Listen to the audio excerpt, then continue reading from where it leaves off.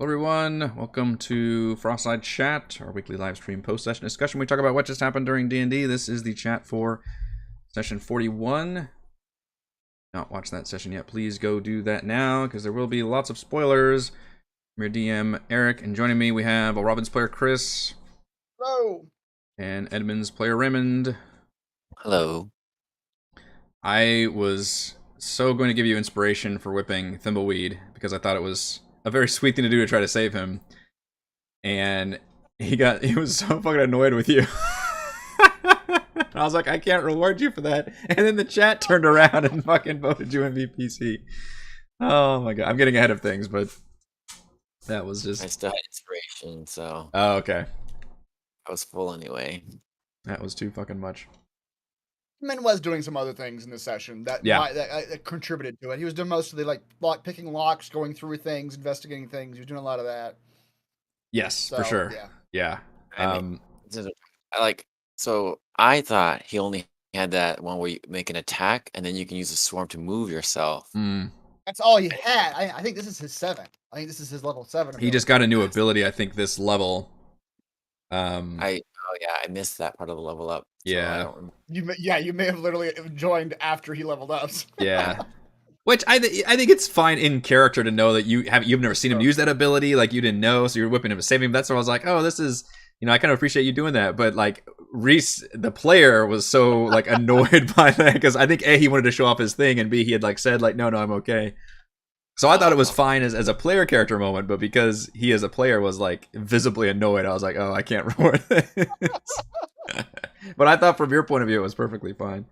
Yeah. Right. I was worried he would like I said, I thought it was some sort of skill check or he had to do something first to trigger it, and if he failed, well, my other thought was as a DM, you might make him fall whatever number of feet per second first. I was curious about that. How falling works in turn order. Do you start falling as soon as your turn begins, or is it at the end of your turn? I was pretty loosey-goosey about that, but I think it's just more dramatically satisfying if people get a chance to save you. Yeah. And if it had gone around to his turn before anybody had done anything, then he would have fallen. He would have straight up like fell down that pit. But I mean, like on his turn, if he does something, like do you like on your turn? Do you fall at the beginning of your turn before you can react, or do you fall at the end of your turn? I would rule that he would have fell. Probably just whatever number I adjudicated before he could activate his thing to make it more dramatic, like you're doing this while you're falling, because it does get a little too technical to even try to worry about like, okay, you fall this many, which I think the rules are there, but yeah, it's like 1,000 feet per round or something ridiculous. But yeah. So I was like, oh shoot, like if he only can fly 5 feet, for example, but he's fallen 10, well, he's screwed. Yeah. Right. And he definitely would have gone down quite a bit before being able to fly, and then I don't know what his flying speed was or anything, so it would have taken him a good chance. He wouldn't have been able to immediately just recover from right there. So I think you guys did the right thing, but it was just funny that he got so pissed about it. Not super pissed, but he was annoyed. But that was towards the end of the session. So this is, like I said, a custom dungeon that I spent a ton of time working out the details of. I had the map, but like Chris, like you do, I was just building out the rooms and trying to fill them with content. Yeah. There were bullet points I needed to hit that this dungeon needed to provide, which you guys actually hit a lot of the story stuff. So this was kind of, we had our big combat at the beginning of at the end of the last session, and this was more of the exploration section where we're just going through and getting information. We're looking at doors, we're investigating stuff, which I appreciated. Thimbleweed actually doing like the stealthy dungeon crawling thing where he's like, I'm gonna investigate every door, I'm gonna stealth up to, that was a big deal that he actually stealthed up to see the creature, because if he hadn't done that, that creature might have seen him. I was playing around a little bit with the rules about how soon is that thing gonna attack and do everything else. So I think you all actually played the walker fight very tactically satisfying, and obviously Frey doing like literally 60 some damage to it in 2 rounds was insane. I guess I should speak up, or we should all speak up more during those kinds of things, because I feel like during that bit when Frey was like, I'm gonna, as soon as it activates, I'm gonna drop down on it. Mm-hmm. Like, well, I guess all of us could have said something like that. Yeah. All of us could have said, like, as soon as it attacks, I'm gonna blast it, I'm gonna shoot it. Yeah. But because she was the only one that said it, she was the only one that got to go during the initial round. Yeah, So, that's kind of how that works. Like, I'm just sitting back waiting to hear y'all's plan, and depending on what happens, then we go from there. And it seemed like that was the plan, was to use the two of you. Now, you didn't know how hefty this thing was or how strong, like, sure. And most things would have died to that flurry of blows that Frey unleashed upon it. This happened to be a very strong creature, but yeah, that's a good point. Like, had more people been a little bit more like, okay, well, that happens, I'm gonna ready this attack and do all that, you guys could have actually done a straight up like ambush surprise round, given everything that you had. But also, if anybody tries to get closer, it might have required another stealth check, and that might have botched things. So right, it's true. Yeah, it gets interesting. I will mention that you guys in that provisions room, I had it written down where just make an investigation check, and depending on how well you roll, that's how many potions of healing you can get. And you all shit the bed so badly. There's none. There's none. There's none available. Which, okay, yeah, that's what happens. It would have, to taken an extra search, because this was not like in a chest or something. It was like tucked away, and then she went through and just started smashing things. I was like, all right, well, that's funny. Yep. But I gave you a healing kit because I figured that was a consolation prize. Yeah. Also a bit of a tease as to what we could have gotten. Yeah, I mentioned the smash bottle. Yeah. Yeah. Yep. Then you guys found the desk with the logbook, which had a lot of, just classic journal shit, which is the easiest way to convey that information. Yep. Which was from the dwarf miner perspective, and then later you would find the one from Jon's perspective. Right, the first one, yes. The first one, yeah. Which, I don't know what, it had some other things in it, but the major clue on that one was just that the lift itself wasn't terribly sound. Yes. Yeah, I threw that in there as a tease. Mm-hmm. And you guys respected it. Frey is the smallest among you, and even I teased the fact that it's like shaking a little bit with just her on it. Yeah. You guys did the walker fight, which we just kind of talked about. Pretty neat creature. And pretty tough. It took a lot of hits. Pretty tough, yeah. Now you know when you see that fucking light, at which I don't know if you remember this, but way back in like session, I don't even know, maybe 20-something, I teased this creature in a blizzard. I think before you guys did the Knoll Cave, where you like saw this like light coming out of the blizzard, but you felt like a sense of dread coming from it. I did. I do remember that. I didn't put that together with this, but yeah, that makes sense. I guess I could have mentioned, I didn't think about it until at the time, I don't think about it now. I also just realized that both Frey double crit on it and it crit on somebody else, and we totally forgot to do the massive damage thing.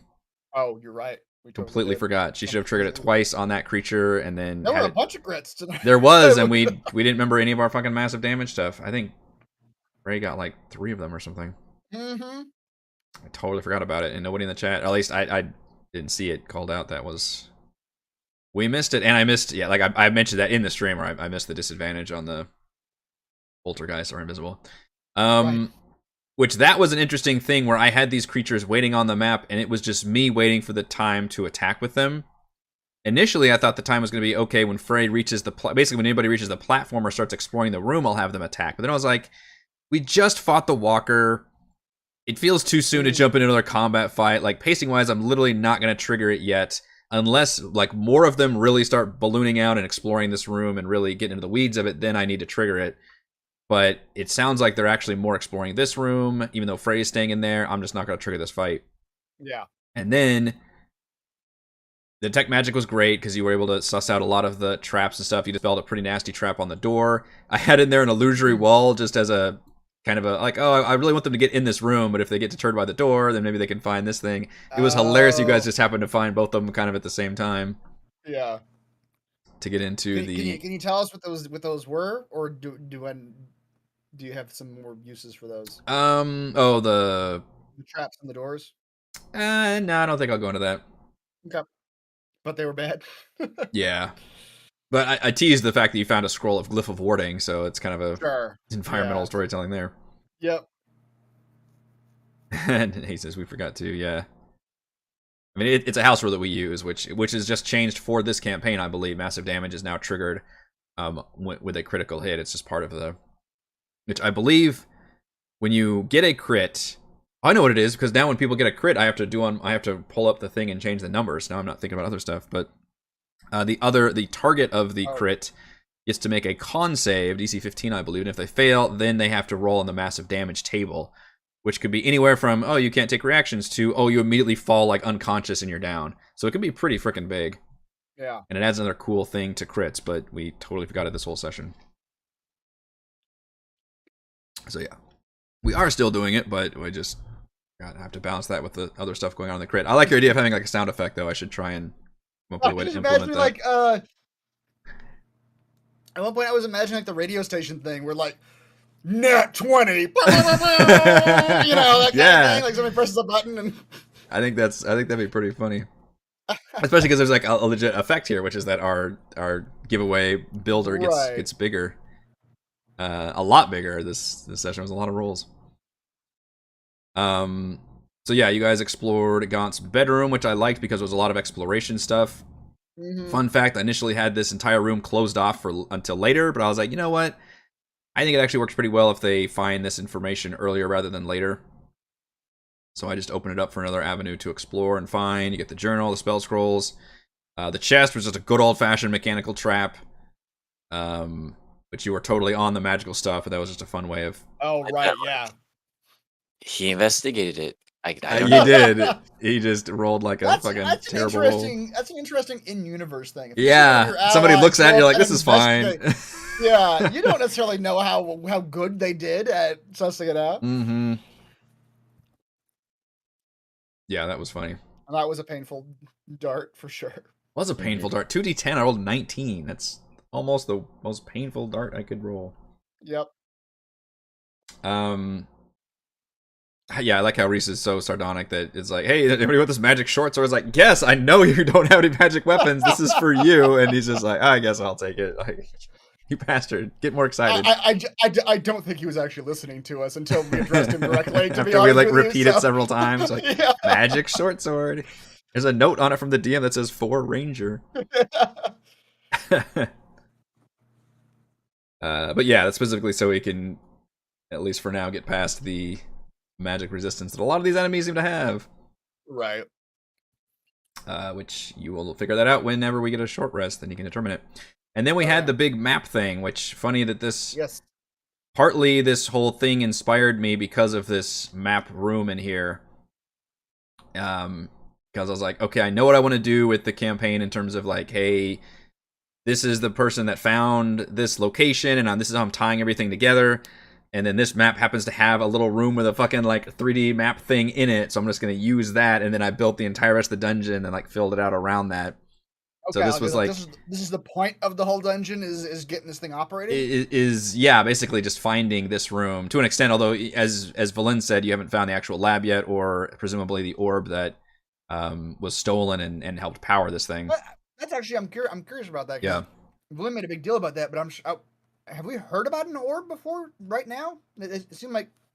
Yeah, if you, I think it's in your quest thing. Active or if you skip down to the 4th paragraph, it says Lantimir is Gaunt's apprentice. She avoided prosecution, fled to the Brotherhood headquarters in Luskan, stole the divination orb, and returned to Icewind Dale. Oh, okay. Okay, that's that. Yeah, that's why they were actually sent to Icewind Dale, because not to chase after Baelish Gaunt or anything, because he was nobody knew what he was doing out here really. Yeah. But it was because this other wizard stole this powerful artifact and fled to Icewind Dale, and that's what they're chasing after. And she has learned that again, I'm probably building this story to make it too complicated, but hopefully I'm tying things up. But she worked for Baelish Gaunt, was close with him, and now you're still following all those leads essentially. But now you've discovered that were mining Chardalyn in here and discovered a whole fucking city, an ancient city apparently buried under the ice. Yeah, not here though. Not here, no. The glacier thing that they were talking about. Correct, yeah. Which, if you look at the actual map of Icewind Dale, the glacier's pretty fucking far. Let me zoom out. Yeah, if you zoom out, the glacier is way to the east side, where it says Reged Glacier. east side. Oh, up in the top. Top court. Yeah, so it is literally, what, minimum 40, 50 miles away? Wow, okay. So that'll give you a clue about, like, what stage that is in the main quest. Right. Yeah. Way the hell out there. Yeah.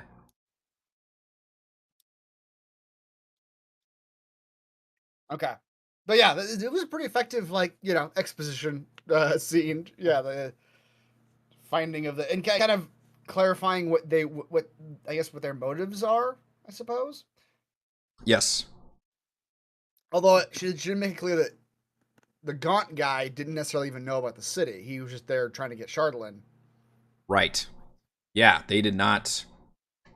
I don't know how much I should say versus how much you've already learned, but that's basically the idea, is that they were just they had found, he had learned about the Chardalyn, was just researching. He built some kind of device which referred to as a geomantle, and this I called it an Ori, but that's technically not really what it is, but it's a locator thing, and was basically just trying to find, like, where is this shit coming from? Like, this is bizarre, like, supernatural, like, magic shit. Where's it coming from? And he did find where it's coming from, but that's kind of what you think. That's pretty much all he did, was find, like, a vague location of where it's coming from. Yeah.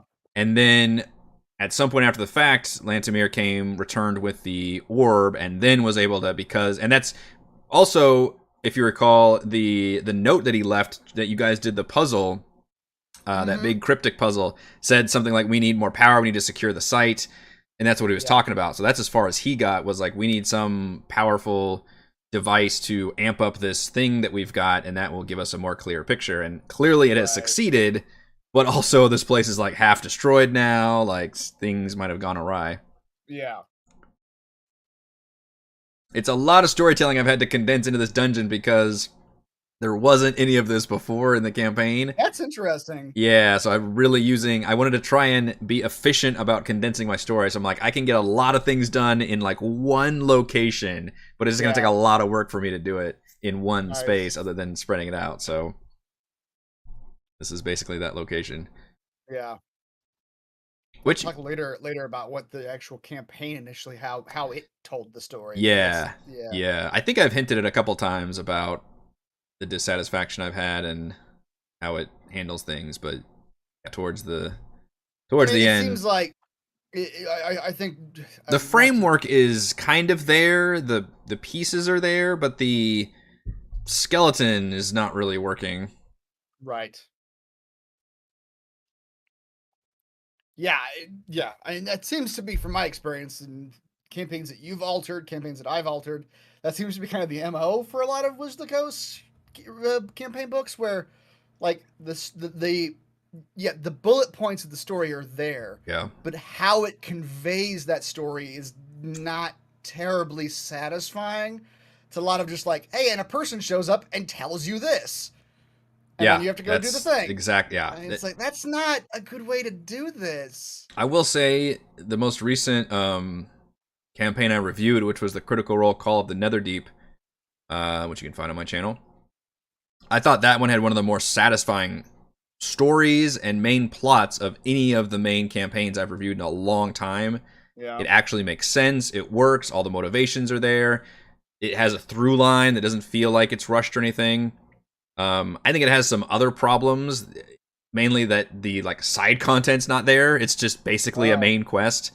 Yeah. Even though it's still like a 1 to 12, or actually a 3 to 12, but it is kind of just the main quest. But I think it's a pretty good main quest. Kind of, if it's coming from Critical Role, that makes sense. There's not a lot of side content. It's all just, I guess so. Plot, like, just do the thing. And this, especially the first half of this campaign, it's like all side content that you can just turn. It's all the different things you went and did, which I thought was all good content.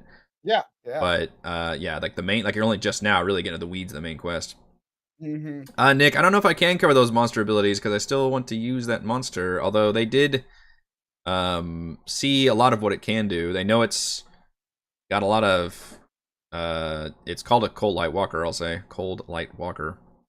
It was added newly in Icewind Dale, Rime of the Frostmaiden. It is a creature of the Frostmaiden. Clearly inspired by it's literally inspired by the poster of The Thing with the light coming out of the face. Oh yeah, come out of the face. Yeah. That's awesome. It can do. I don't think you saw what it can do, but it can, as a bonus action, it can try to. Oh, I guess I say it can try to blind you with its light, which is. We saw it try to blast somebody with something at some point. Yeah, it's got a long range attack. I don't know if I can detail that because again, it didn't actually go off. I think it missed, and it can do just a really powerful. It's just really a beefy, strong creature too. Yeah. Which I thought was, we did a bunch of fights, and it's really funny when Heather said, okay, I'm going to rage. I can't be just one of these things. And there totally was one of those things. Because sometimes I was like, not every fight has to be just this, oh, you're going to fight 5 guys, and it's, scaled to your style. No, that's just be one of these roaming around. If you get the jump on it, then you're going to kick its ass pretty well. Right, although it is pretty strong. So it's the kind of fight that still can, very few creatures can withstand a single round against party. Right. Yep. Yeah, Frey tore it up, but good. But that is not the last you will see of a lot of these Frostmaiden creatures, I will say that. And then after that, so then we made it back to the lift room. We've exited out of this room. And now you all are deciding where to go and what to do. And I'm thinking, okay, now is the time to trigger this fight. Right. So whenever they start exploring or going, unless the only time I wasn't going to trigger is if you guys literally went back around and towards the east, where you kind of hid in the hallway. If you guys literally avoid, which you can, if you avoid this room, I would not trigger that fight. But Frey then, did her thing and went to the middle, and then you were like, all right, let's explore that room to the north, and then she started shouting down. I was like, all right, here it is. Now we're doing it. Yeah. So basically, this was always in my back pocket to have this fight.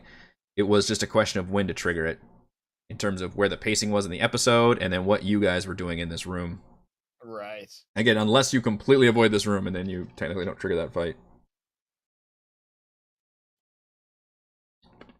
It was initially going to be specters, but during the crafting stream, we looked at Poltergeists, which is the exact same thing, except the Poltergeists, instead of doing a life drain attack, they just do a slam, or they can like telekinetically push people around. I was like, that seems like a fun thing to do in a giant pit room. How new are those? Because I feel like they've been around forever. Okay. They're just but they're a variant of the Spectre. Oh, okay. But they have different attacks. Yeah. Now, I played it pretty fast and loose with like how often do they actually do that. It's not like a recharge or anything, but if they do that, they're not doing their regular attack. So I'm like, I'm going to try to aim for like 50% of the time they're attacking and 50% of the time they're trying to do their thing.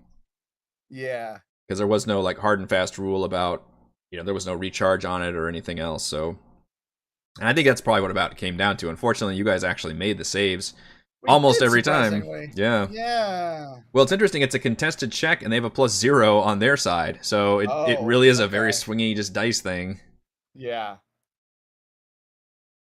So the odds are usually going to be in our favor, unless we've got like a -1 or something. Correct. Yeah, but you'd think with all those chances, I would have gotten at least somebody else. But I think I was going to get Frey, surprisingly, but then she spent inspiration. So. Right. Yes. Yeah, Frey would be the last one. I know. But yeah, that was my plan, is to push people into the abyss and then end up falling. Let them deal with that. Yeah. Ironically, the one person who had a chance to save themselves, and then they got rescued anyway. Yep. And then during that same fight, if I had gotten popped off, I would have Misty stepped. Yeah, and see, same thing there. I probably would have let you fall a little bit, and then you could have probably barely Misty stepped up or something dramatic. Right. Yeah, it's fun because as much as that could hurt you guys, I think almost all of you have something you can do to try to save yourselves or save each other. So right, just makes it more dramatically fun. So they are considered literally invisible, which means I wasn't gonna do. I've gone back and forth with invisibility a lot, where it's like, oh, you can't even target them. But this time I was like, you know what, you can. It's just disadvantage. So you can kind of see them shimmering around like Predator style or something. Yeah. Because we played it before, where it's like, oh, they're invisible. You can't even like target them. But I think that's just frustrating more than anything else. I remember, it was low level, but I remember the one time I did it to you guys in Storm Kings, it was frustrating. Yeah. You guys were just like, I don't know what. But honestly, once you guys figured out something to do, it was like, Yeah, it's easy. Like Yeah. there's tons of ways around it. You have a sheet. Do you have some dirt? Do you have there's a million ways to solve the problem. Some random ink bottle you've got in your, like all that random shit. Yeah, Fairy Fire is great because it lights them up and gives you advantage then. But there are ways that not only nullifies the invisibility, but then gives them so it completely destroys the invisibility. Yeah, I assume it does. I don't know if it would actually negate it or not, but I like the fact that since you're casting Fairy Fire and it was successful, like all right, you can have advantage on them. It's fine. I think it's specifically said like it says it gives you advantage on attacks and nullifies any effects of invisibility. Okay. Yeah, I screwed up 2 things in that battle. 1, I completely forgot to roll initiative for Valen. She was supposed to be in that battle as a combatant. That's my bad. And then 2, I forgot that the ones that didn't have Fairy Fire, you were still supposed to have disadvantage on them because of their invisible status. And there was one round where Celeste and Thimbleweed were both just wailing on one of those ghosts, and I just completely forgot. Oh, right. Yeah. Net gain in your favor. That's right. But like I said, we forgot the phrase crits that triggered massive damage on the Cold White. Just a lot of Yep. There's a lot going on these days with the fights. Exactly. Yeah. And that's an easy one to miss. If like damage resistance is easy to miss on these creatures. I try to remember all that stuff, like all these passive effects. That's not like something I'm doing on their turn. Right. That gets tricky to keep track of.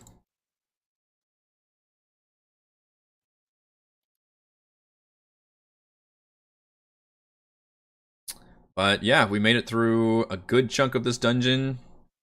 I did like that you picked the monsters that can move people, and then put them around an endless bottomless pit. Well, the other thing is, when you have a bottomless pit, I gotta have flying ghosts so that I can't get knocked into the pit as well. True. So that's the trick. Like, yes, I can knock you guys into the pit, but more importantly, I can't get my creatures not getting. Yeah, it's just fun to have ambush. What I was really honestly hoping what would happen is if you guys were more split up, you guys had explored more of this room and had people like jumping around in different areas. But I don't know if A, you guys were very just respectful of this lift and just wanted to stay off of it, or B, just let Frey go do this big reconnaissance thing. Because my worry was like, oh, it's only Frey out there, so if all these guys spawned, so you can separate them and then have them attack different people. But I was hoping that you guys would be more split up just to make this fight more interesting with like different fights going on. But I guess you kind of were. Like that. I know, right? Yeah, you kind of were though, because Frey was far. You were actually in the south, and everybody else was to the west. So yeah, we were split up as we. And I did write a note to myself: the ghosts would not pursue outside this room. So when you went back to the hallway, they weren't going to follow you. Okay, that's good. I appreciated that after the last fight where you basically ignored the front line, back line thing. And just surprise all around. Yeah. Try to shake it up. Yep. I would say you guys have made it through probably a little more than half of this dungeon at this point. Wow, okay. I was curious about that, considering that there's, I guess from what we understand, technically a second level to the dungeon. I wouldn't necessarily count on that, but I'm not going to discount it. Yeah. There's something down there. There's ghosts down there. There are ghosts down there. That's ghost spawn. I was tempted to send my homunculus down, but I don't think I have like a brain connection. I think it's just literally a servant where I can make it do things, but oh yeah. Oh, it doesn't have the familiar thing where you can like jump into its eyeballs or anything? No, I don't think so. Can you tell it to look around and report back to you? Yeah, but how would it communicate? Oh, I don't know. I thought you had some way of doing that. The homunculus spell had something about like it being smart enough to communicate. I'm not sure, but didn't see anything about it. Huh. I literally constructed it. I made this thing, so little construct. Yeah, it's not like it's got AI or anything. Oh, it does say understands the language of its creator but can't speak. It does say that. Yeah. Or you can draw a map. Yeah, I have to draw something. Got in there with a torch or something, but I can't tell them to like report back to what they saw. Right. Yeah. Interesting. But yeah, I did mention obviously the door to the north you guys have seen, but I keep thinking that there is more to the east that right. That hallway that you hid in, that does continue on. Other than that, anything else about this session? I think we made pretty much as much progress as I thought we would. I just had no idea like which way you guys were gonna go or what you were gonna do this session. I had a Right. feeling you would stick to this general side because that's you were in this side to begin with. Right, we're already there. Yeah. And I think we hit pretty much all the things I would expect you to hit this time. Nice. And I'm glad I have another at least week, probably 2 weeks to prep the rest of this dungeon. It is still Right. it's still been a work in progress. I think right now I'm at like 80% in terms of my finishing, but it's been a project, man. I don't make a lot of these custom dungeons from scratch myself, and it is some work. It is. Yeah. Now, chat wants a name for the homunculus. Have we named your little dragon friend? Oh, that's a good point. That's a good point. Did I name him already? I don't think I did. I don't think so. I'll have to come up with something. All right, table that. Mm-hmm. Boy, I was shocked at how some of you spent all your hit dice in that short rest, though. That worried me a little bit. I was like, oh shit. I mean, yeah, you took 2 or no, yeah, 2 was down with the NPC. But yeah, it takes all my hit dice to get me back up from 0 to full. You haven't taken any damage though yet. Freya's down to half now, but you guys do it. You guys still have some potions though. You'll be fine. Yeah, we do. That's what makes it fun when you're near the end. This is feeling like the end of the dwarf dungeon where we're gonna go into that last room without any gas. With nothing, yeah. And hopefully it won't be like split up into like 3 different parties though, at least. That is a killer. Yep. All right, I think that will do it for this week's Frostside chat. Thank you to Chris and Raymond. I am Eric. Thank you to all the wonderful fans for watching, and we will see you next week. See ya. Bye.